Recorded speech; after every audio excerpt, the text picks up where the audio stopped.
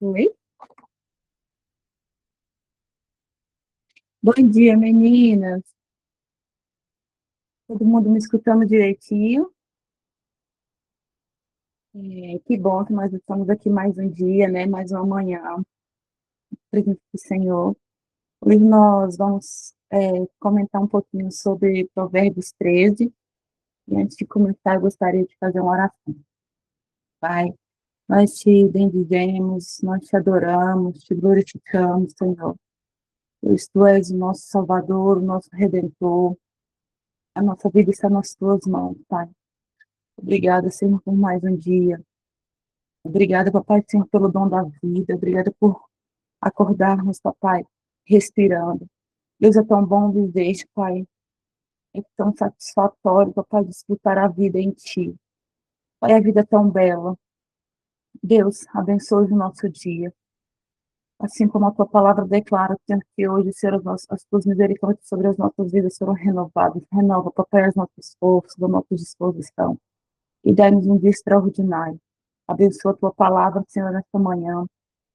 Que ela encontre, Senhor, no terreno do coração das minhas irmãs, Pai, uma terra fértil, para que ela venha, Senhor, germinar, Pai, brotar e crescer, Papai, Senhor, sendo, Papai, Senhor, uma planta forte. Em nome de Jesus, amém. É,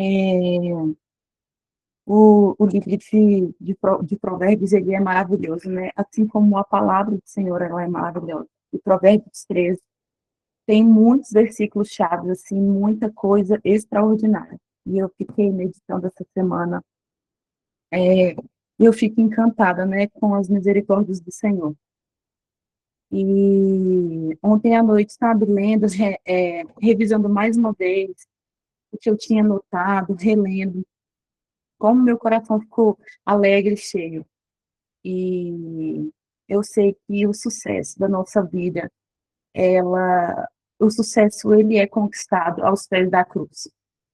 Uma vida pautada na palavra do Senhor não tem como ser uma vida vazia, não tem como ter um resultado diferente se não for o sucesso, né? Porque a bondade do Senhor é assim extraordinária e a palavra do Senhor é assim como declara lá em Hebreus 4:12, né? A palavra do Senhor ela é viva e eficaz, mais afiada do que qualquer espada de dois gumes. E ela penetra ao ponto de dividir alma e espírito, juntas e medulas, e ela é apta para julgar os pensamentos e as intenções do coração. Então, antes de iniciar, né, Provérbios exatamente, eu gostaria de ter lido esse versículo, porque quando a palavra de Deus ela é liberada, ela opera transformações em nossas vidas. É impossível nós lermos a palavra do Senhor todos os dias e não sermos transformadas, confrontadas com essa palavra.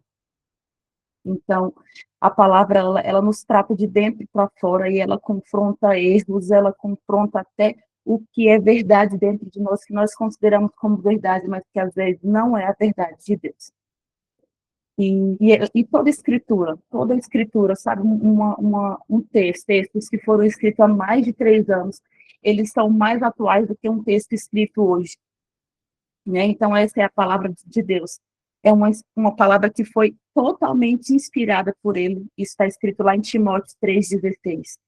E ela é útil para o ensino, para a correção e para toda a repreensão e instrução em Cristo Jesus, né? Como justiça. Então, a palavra de Deus, ela é para nós um ensino, uma instrução.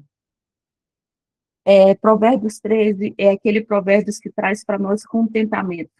Sabe, aquele sentimento de você estar contente e satisfeito em Cristo. E já no primeiro versículo ele já começa, né? O filho sábio ouve a instrução do pai, mas o escarnecedor não atende à repreensão. E é um versículo muito parecido com tantos outros que nós já lemos, né? E acompanhamos nos capítulos anteriores. Porque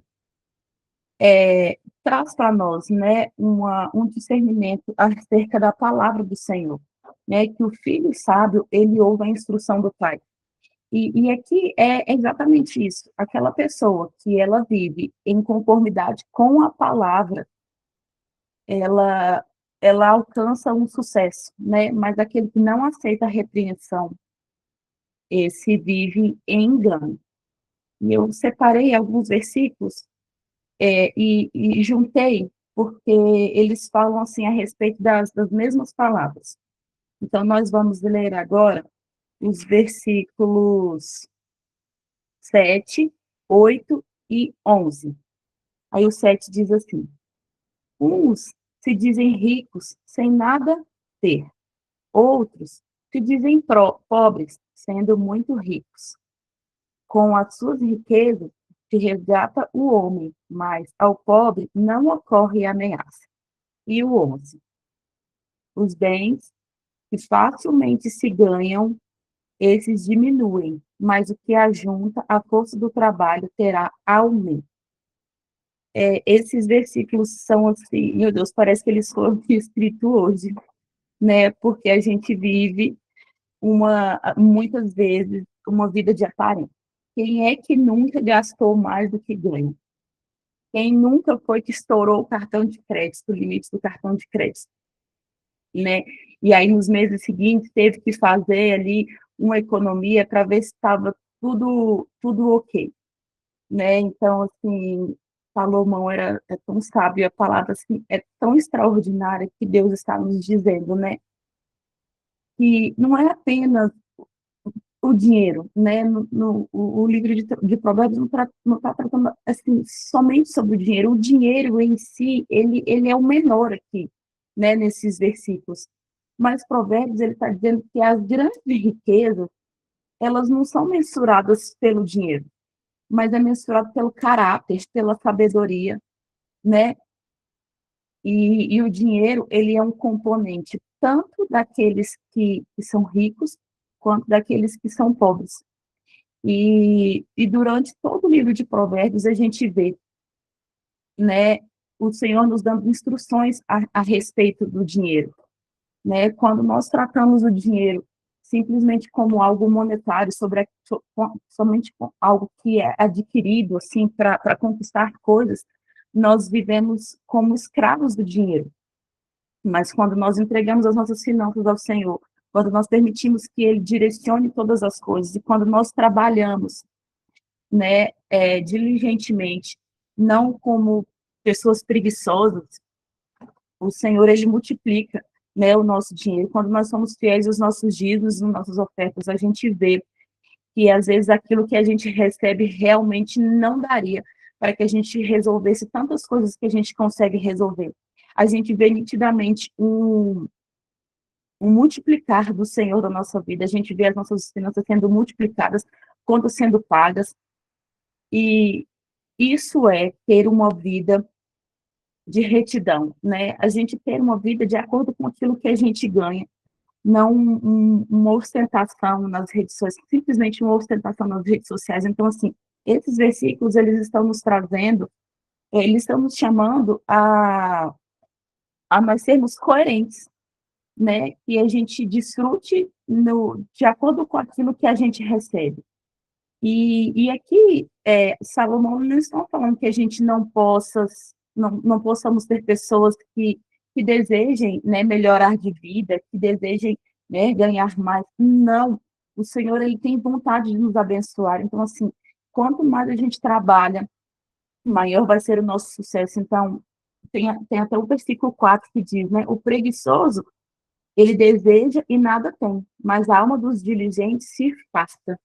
Quando ele está falando aqui a alma dos dirigentes, daqueles que trabalham, sabe? Daqueles que se dispõem, que não têm preguiça. Porque o preguiçoso, às vezes, é aquele que sempre tem uma desculpa, sabe? Ele sempre está falando assim, não, vai acontecer algo muito maravilhoso, Deus vai prover, mas ele não faz nada, ele continua ali, esperando. Ele sempre está declarando, ele sempre está trazendo aquela palavra assim, não, vai acontecer, mas ele permanece sentado, né? Então, que sejamos coerentes com aquilo que nós ganhamos. E outros dois versículos que eu gostaria de ler, agora são os versículos 12 e o versículo 19. Eu fiquei simplesmente apaixonada por esses versículos. O versículo 12 diz assim: a esperança que se adia faz adoecer o coração, mas o desejo cumprido é árvore de vida. Eu achei esse versículo tão maravilhoso que eu vou ler novamente. A esperança que se adia faz adoecer o coração, mas o desejo cumprido é árvore de vida. E o 19 diz assim: o desejo que se cumpre agrada a alma, mas apartar-se do mal é abominável para os insensatos. Então, a parte A que diz: o desejo que se cumpre agrada a alma. Quando ele está dizendo aqui que a esperança que se adia faz adoecer o coração, é aquela esperança que retarda, que protela, né? Sabe aquele sentimento do tipo assim, meu Deus, eu tenho buscado tanto em ti, Pai, mas eu não vejo as coisas acontecerem.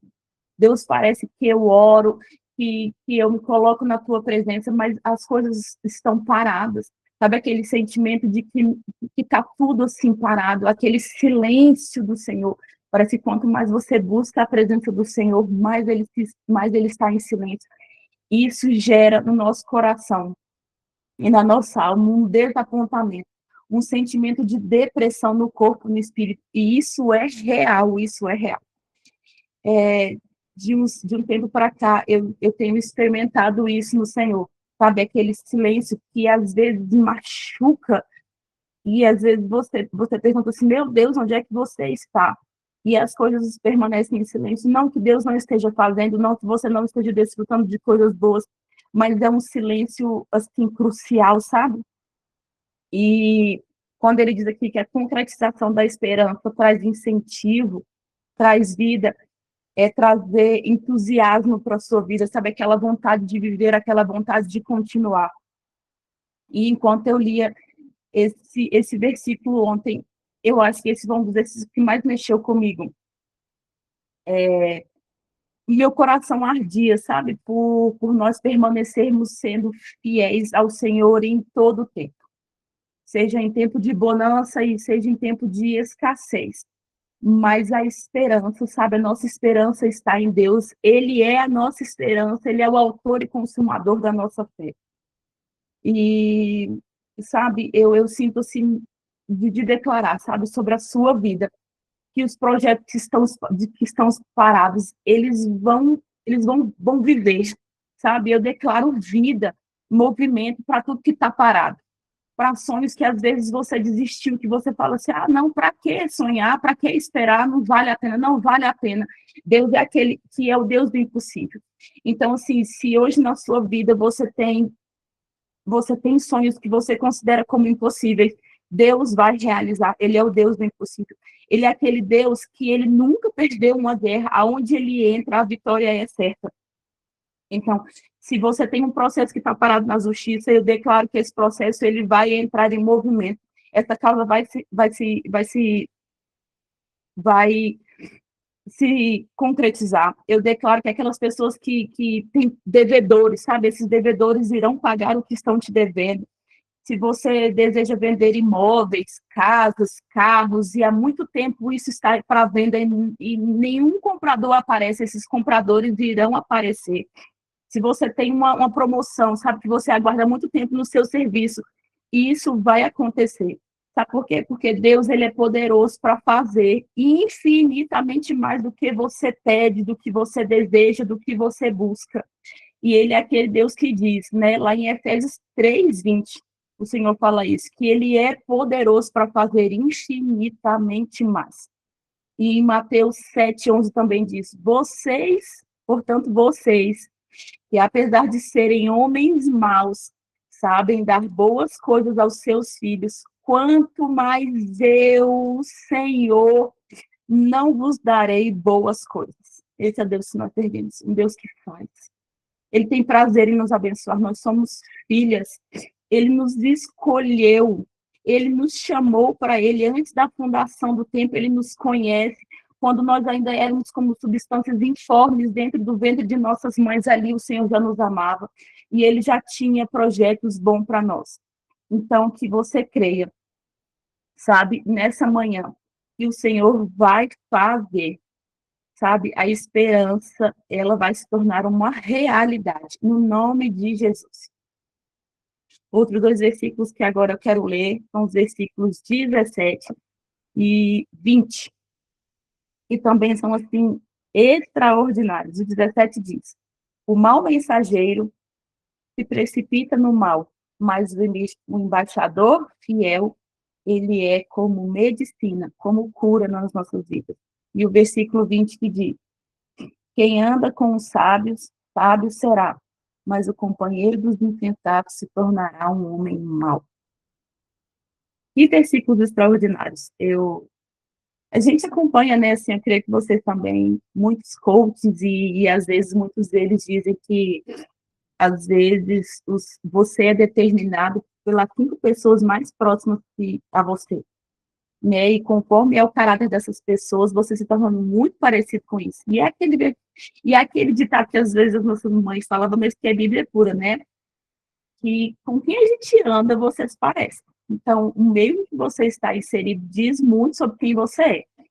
Então, quando Salomão diz que quem anda com o sábio será sábio, nós temos que observar as pessoas com quem a gente caminha, as pessoas para quem a gente conta os nossos sonhos, para quem a gente divide os nossos desejos, porque isso diz muito, né? E quando ele diz aqui no versículo 17 que o mau mensageiro se precipita no mal, mas o embaixador fiel é medicina.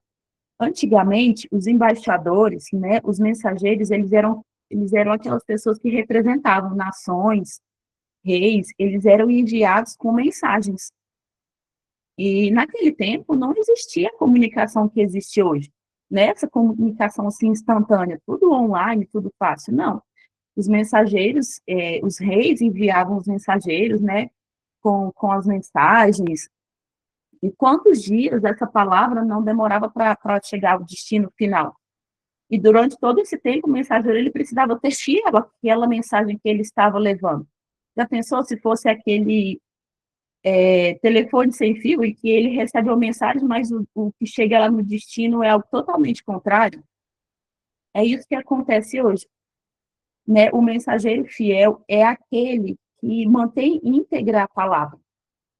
E aqui diz muito sobre aqueles assuntos que às vezes a gente recebe e que se a gente não for fiel, se a gente não tiver um coração temente a Deus, a gente pode causar destruição na vida de uma pessoa. Isso aqui nos traz à mente aquele comportamento que diz assim, que nós precisamos proteger as pessoas, que nós não devemos ter pessoas fofoqueiras, que distorce o que ouviu, que espalha, sabe, mensagens desonestas. Isso pode gerar caos e prejuízo não somente na nossa vida, mas na vida das outras pessoas. E em Provérbios mesmo, né, em um dos capítulos agora, eu não consigo saber, me lembrar do endereço correto, mas Deus abomina aquele que planta discórdia, né? E é muito esse versículo aqui. Então, que sejamos pessoas íntegras, sabe? Mulheres que, se algo chegar até os seus ouvidos, que isso você possa orar por essa pessoa, mas que essas informações, elas vão morrer com você. Você não vai espalhar, sabe, contenda. E, e o mensageiro fiel é aquele que traz cura. Então, assim, quando você é fiel, quando você guarda a vida de uma outra mulher, você guarda a casa dela inteira, você guarda a vida dela, então você é como cura para essa pessoa, você é cura e saúde, medicina para a vida e para a casa dessa pessoa. E isso é tão sério, porque o apóstolo Paulo, lá em 2 Coríntios 3, 2, 3, ele diz que nós somos como cartas vivas, nós somos como cartas ambulantes. Então, a sua vida ela é um testemunho vivo. Talvez a pessoa nunca vá abrir a Bíblia para ler, mas ela está lendo a sua vida todos os dias. Então, você é sal da terra, você é luz do mundo. Então, você é portador de boas novas. Então, que você se porte como um exportador de boas novas, sabe? Daqueles que quando as pessoas não acreditam, você diz que não é assim, eu acredito. Então, que você guarde a vida das pessoas e que você seja como cura. E Tiago 3, né? Ele fala, o capítulo inteiro discorre sobre a importância da língua, né? Que um órgão tão pequeno é o mais difícil de ser controlado. Você já pensou, a língua é um órgão tão pequenininho, é o mais difícil de ser controlado. E que uma pequena fagulha liberada pela boca, ela é capaz de provocar um incêndio em uma floresta inteira. Gente, quando acontece um incêndio, tudo morre, né? Morre a fauna, a flora, os animais. Quantas coisas são perdidas durante um incêndio? E esse é o poder da língua. E aqui, né, mais uma vez, a gente se lembra dos outros versículos que também estão aqui, em Provérbios 13, por exemplo, o 2, versículo 2, que diz assim, do fruto da boca o homem comerá o bem. Então, se você professa as palavras boas, você comerá bons frutos. Mas se você declara palavras ruins, a sua boca, ela é como cura ou morte, né? Tudo está no poder da língua. E um outro versículo sensacional agora é o versículo 24. Está bem no finalzinho, que diz assim, o que retém a vara aborrece o seu filho, mas o que o ama, cedo o disciplina. É aquele versículo que diz assim, quem não corrige os filhos, mostra que não os ama, mas quem ama os filhos se preocupa em discipliná-los.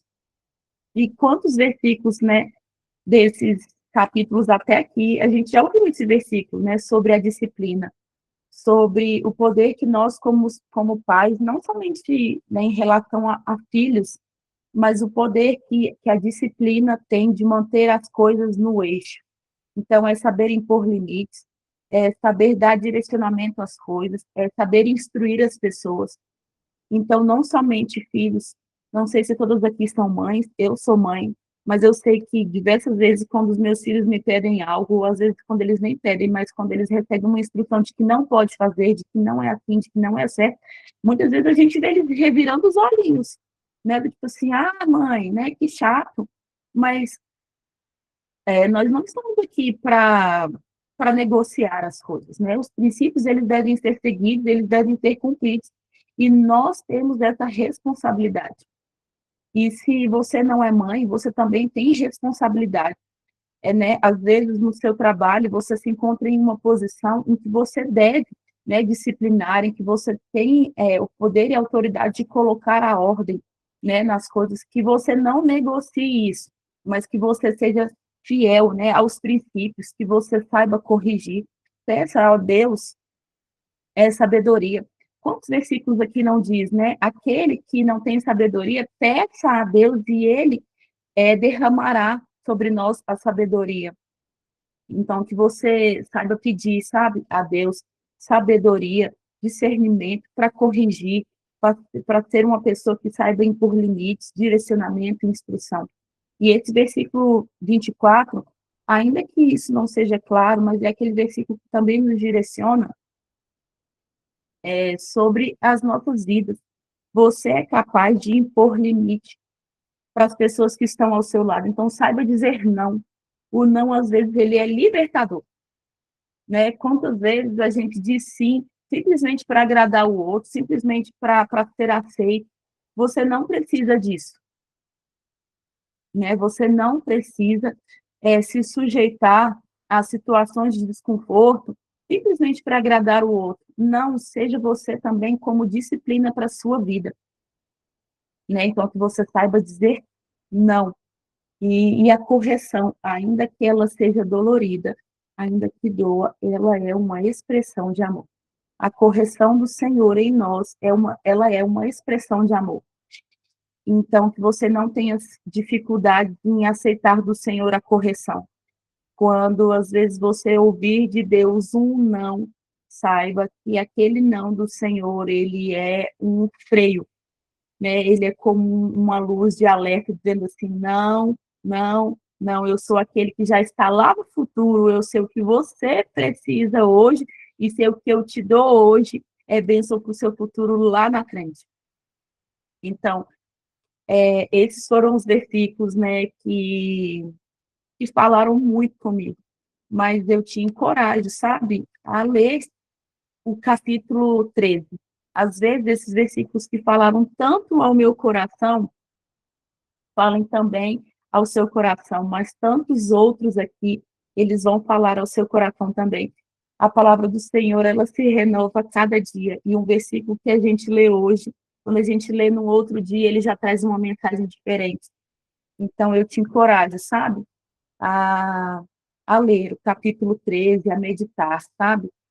E não somente meditar, mas ruminar mesmo, sabe, esses versículos, que eles se tornem parte de você. Amém? Alguém tem alguma coisa a acrescentar, quer dizer alguma, né, pontuar algo? Amém.